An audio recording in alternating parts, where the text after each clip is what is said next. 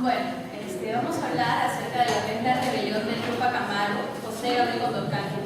Se puso ese nombre obviamente por el último Inca, él descendía de él, ¿no? Las causas que llevaron a este movimiento, porque fue todo un movimiento, fueron las siguientes. Por ejemplo, tenemos en las causas sociales el maltrato que recibían los indígenas, ya sea el trabajo forzoso, eso, los maltratos que recibían en las casas, ¿no? Etcétera. También tenemos lo que es los administrativos. No había una audiencia, o en todo caso, como se podría decir, un congreso pues, en tiempo actual, cosa que si alguna persona tenía un problema, un litigio, no podía resolverlo, tenía que ir hasta Lima para poderlo resolver. Entonces eso también fue un problema, había muchas transformaciones de ley, ¿no? Otro también son los económicos. Obviamente mi compañera mencionó lo que eran las aduanas, los tributos, la mita. La mita siempre se había practicado en el antiguo Perú, pero era, digamos, el Inca conquistaba tal localidad, tantas personas se iban a otro lugar a, digamos, hacer una hidráulica, pero regresaban. En este caso las personas iban a las minas y ya no regresaban porque obviamente los trabajos forzosos pues terminaban matando a los indios, ¿no? También esto contribuye a que hay una falta de mano de obra en la agricultura, porque a los indios al ir a las minas se quedaban las tierras pues obviamente vacías, sin ser trabajadas. Y tenemos en lo político una causa que es el sentimiento de independencia que se estaba llegando acá al virreinato del Perú. No podemos olvidar tampoco los impuestos, la imposición que se les ponían a los indios de comprar mercaderías que no les servían, por ejemplo, vestimenta, cosas innecesarias, ¿no? Esa es una de las causas. Vamos a profundizar más en lo que es la biografía de quién fue Túpac Amaru y cómo se desarrolló, ¿no? Que es la primera fase de su movimiento. La primera fase es Túpac Amarista y la segunda fase es Túpac Catarista, ¿no? Vamos a hablar de la primera fase. Yo le voy a hablar un poco de José Gabriel Condorcanqui, más conocido como Túpac Amaru. Él nació el 19 de marzo de 1738 en Surimana. Se crió, fue educado con jesuitas, ¿no? A los 22 años se casó con Micaela Bastidas, con quien tuvo 3 hijos. Ejerció el oficio de arriero en la llamada Ruta de la Plata, ¿no? Curaca, Cacique, de Pampamarca y Tungasur. En 1776 presentó una petición formal al general de audiencia de Lima, ¿no? que era José Antonio de Areche, que había sido enviado por el rey Carlos III. La petición era la abolición de la mita, porque los indios eran explotados en la mina, y también un título de Inca, ¿no? Para él. Pero el general de audiencia era un tipo muy intransigente que le negó. Esto fue una de las causas. Él quiso ir por lo legal, pero le negaron ir contra el abuso, ¿no? De los indios. Así es que en 1780, en noviembre, en el cumpleaños del rey Carlos III, es donde comienza la revolución. Después de una fiesta por el cumpleaños del rey, después de la fiesta, inicia la revolución en el Valle del Tinta, ¿no? Ellos capturan su ejército de Túpac Amaru, que lo apoyaron mestizos, indios, negros, criollos, todas las razas. Apresan al corregidor Antonio Arriaga. Luego lo ejecutan en la plaza central por mandato de Túpac Amaru. Después, ellos el 18 de noviembre, el 16 de noviembre, Túpac Amaru declara la abolición de la esclavitud. Y el 18 de noviembre le ganan a 1.200 españoles en la batalla de Sangarará, ¿no?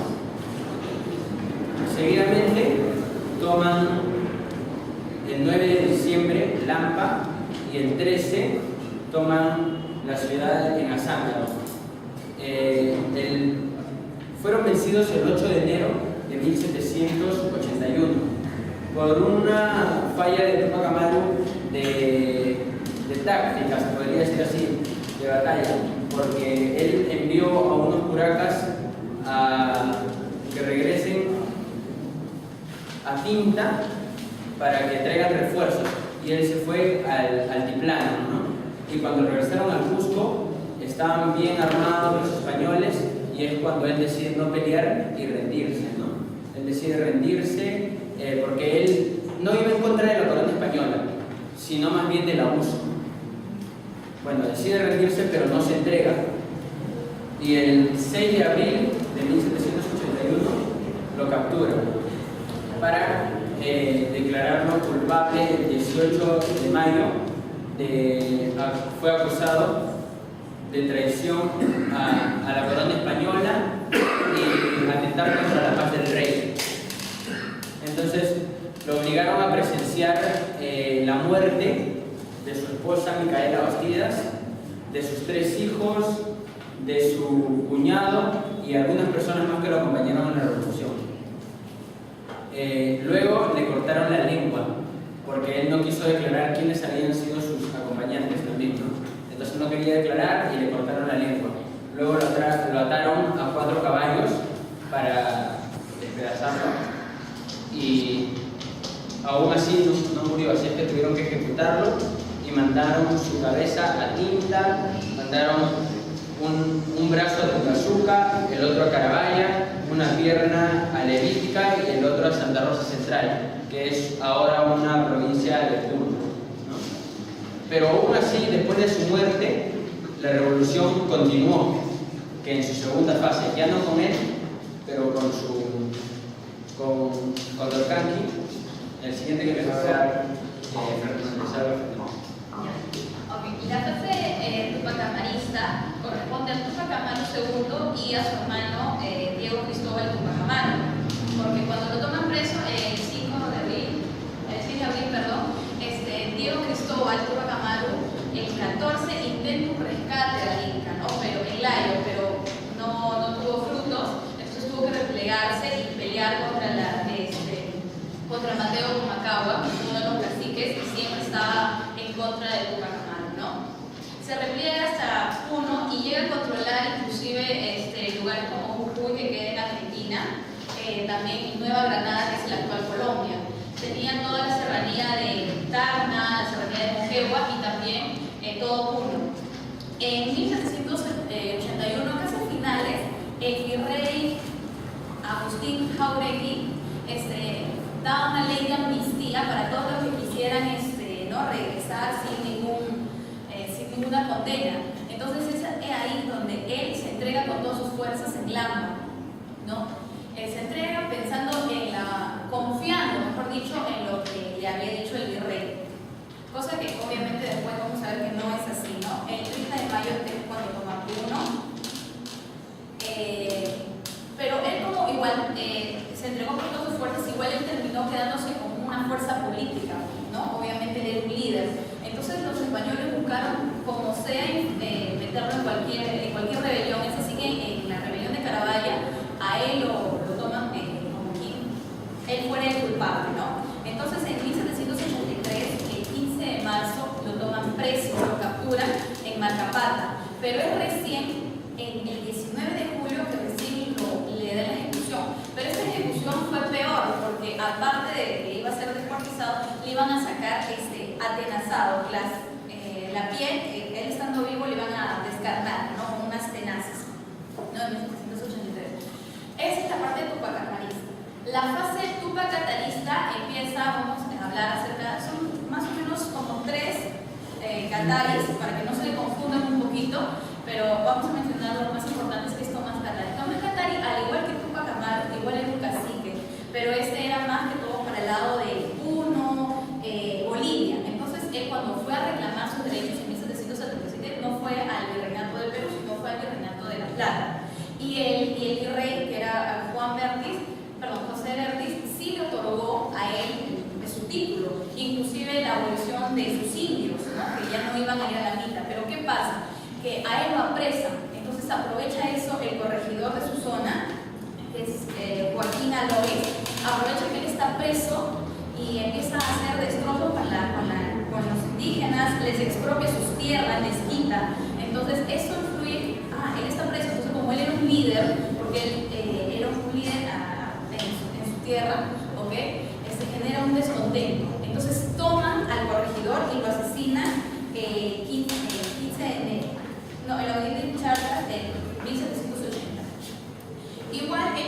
de ser liberado, porque estaba preso, después de ser liberado igual vuelve a estar preso porque él era obviamente un líder político y lo ejecutan entonces en el año 81. Ahí, cuando él fallece recién, Juliana pasa, Tupac Katari, es donde él toma el mando, ¿no?, de lo que es la revolución aymara. ¿Por qué? Porque es más que todo casi para este lado, ¿no? Para este lado, perdón, no pueden ver acá, para el lado de uno, lo que es Bolivia y Argentina, ¿no? Tupac Katari, a diferencia de Tupac Amaru, él se declaró que era enviado de Dios, ¿no? Entonces él fue un líder mesiánico. Aparte de que dijo que yo soy enviado de Dios, dijo también, me declaro virrey de todas las tierras liberadas, ¿no? Entonces él fue un poco más un líder más mesiánico. El 9 de noviembre, con esta del virrey que acabo de mencionar, de la amnistía, muchos dijeron, ya está bien, nos entregamos, no nos hagan nada, ¿no? Pero él dijo, no, yo voy a seguir peleando. Pero el 15 de noviembre de 1781, quiero organizar una rebelión, pero un amigo de ellos, muy cercano, lo lleva a una emboscada. Entonces, el 15 de noviembre de ese mismo año, igual termina siendo descuartizado. No podemos dejar olvidados tampoco a un hombre que se llama Vilcapasa, ¿ok? Vilcapasa, que el 20 de abril casi, Vilcapasa, que el 8 de abril, bueno, termina siendo también descuartizado, pero él dijo, no, por este sol aprende a morir como yo. O sea, dio más que todo un ejemplo de decir, sigan muriendo, no importa, pero igual vamos a conseguir lo que nosotros queremos. Y Bernardo Comayagui, alias Tambohuaxo, que él más que todo fue un líder, obviamente en Cusco, casi toma Cusco el 20 de abril, más que un líder guerrero, era un líder que organizó, ¿no? Organizó toda la... Dijo, no, acá si nosotros queremos pelear, tenemos que unirnos. ¿Cómo nos unimos? Entonces, hay esto. Entonces se buscó más bien la unión de todas las razas. Porque si bien es cierto, la revolución de Tupac Amaru duró muy poco el movimiento en sí, las batallas, fue el más grande no solamente porque hubieron mucho más personas aliadas, sino que fue el único en ese siglo que unió a todas las razas, criollos, indios, mestizos, ¿no? Y también fue el que más dejó consecuencias positivas como también negativas, ¿no? Para toda el pueblo andino. Bueno, voy a pasar a las consecuencias de todas estas rebeliones. En el siglo XVIII, si bien hemos podido ver que las guerras, tantos rebeldes, deja un saldo de más de 100.000 muertos. Pero eso no solamente acaba ahí, porque vamos a regresar, porque en el siglo XVIII esas rebeliones no solamente se quedaron en el Perú, trascendieron a otras sectores. Vamos a tener que en Nueva Granada, La Paz, Tucumán, otros movimientos rebeldes van a tener en cuenta lo que se hizo en el Perú para poder también rebelarse. Y en este punto tenemos que, bueno, no tuvimos la independencia, pero sí pudimos obtener una audiencia en el Cusco. Era uno de los puntos que se buscaba, ¿no? Y fue quizás el único que se atendió, ¿no? Como el tercer punto, se dice que con los cambios que se lograron aquí, se disminuyó el abuso español. Bueno, se trató, ¿no? Pero en sí no va a acabar hasta la independencia real. Como cuarto punto, algo sí sustancial que los virreyes trataron de ver, bueno, si tanto se oponen a los corregidores, vamos a cambiar. Una política de apaciguar las aguas, ¿no? Entonces, los corregidores van a ser cambiados por intendentes. Pero también tenemos en cuenta que los españoles se dieron cuenta que corrían peligro. Tanta masa inconforme, entonces van a tener una serie de medidas para tratar de calmar esto. Una de las primeras y radicales fue que todos los títulos de nobleza de los incas, Curaca, etc., sean anulados y todos sean considerados como uno. Luego, el punto cultural se va a prohibir y perseguir todo tema incaico. Obviamente, los comentarios reales eran nocivos para sus intereses y fue prohibido. Luego, otro punto que tenemos que tener en cuenta, salvo la interrupción,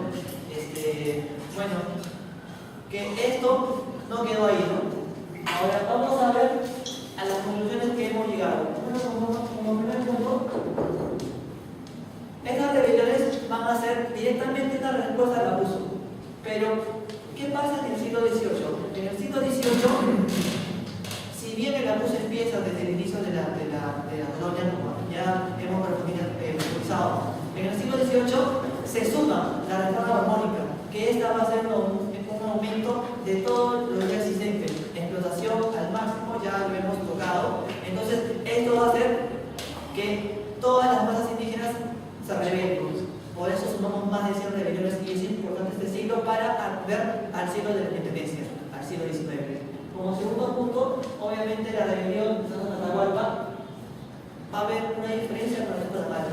Primero, esta duró más de 10 años aproximadamente, un poquito más, porque no sabemos cuándo falleció. Uno dice que lo mataron, otro dice que simplemente se suicidó, o lo mataron los mismos indígenas. Pero si bien esta rebelión fue focalizada, se centró en la persecución de un Urraca, se centró en la persecución de los franciscanos.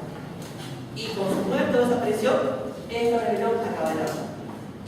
Bueno, vamos a entender a Tupac Amaru como un ícono de la resistencia en América Latina. Él, con sus nexos en Nueva Granada, Tucumán, La Paz, va a hacer que después de su muerte, movimientos revolucionarios continúen tomando su nombre, rebeliones tupamaristas. Incluso en la actualidad, nosotros tenemos al MRTA, que se hace llamar Tupac Amaru, como símbolo de rebelión. Tenemos en Uruguay y en Argentina movimientos tupamaristas, que son terroristas, todos como un ícono a Tupac Amaru, porque es imagen de la resistencia, fortaleza. Como ya hemos explicado, esta rebelión trascendió. Como último punto, vamos a tener que estas rebeliones obviamente van a ser los antecedentes directos a la futura emancipación, 40 años después.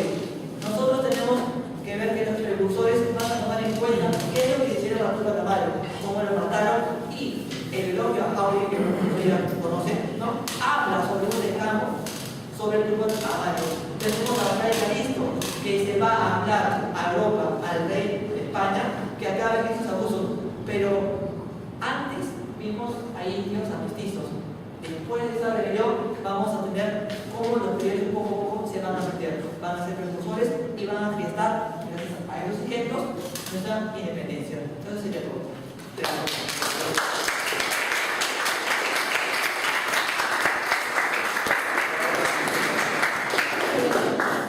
Preguntas. ¿Todo está claro? Preguntas. No comentarios. Gracias. No hay preguntas. Muy bien, muchas gracias.